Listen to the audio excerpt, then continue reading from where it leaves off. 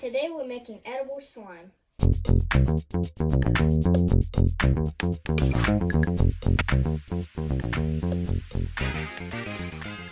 All you need is 1 cup of marshmallow fluff, half a cup of cornstarch, and half a cup of powdered sugar. Now I'm going to mix everything together.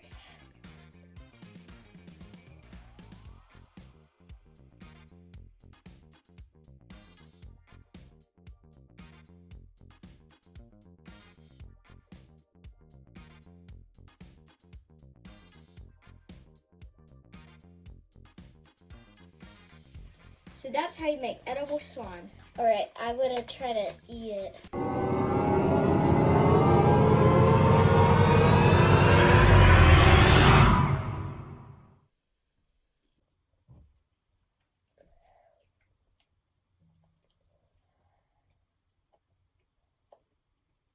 It tastes like fondant.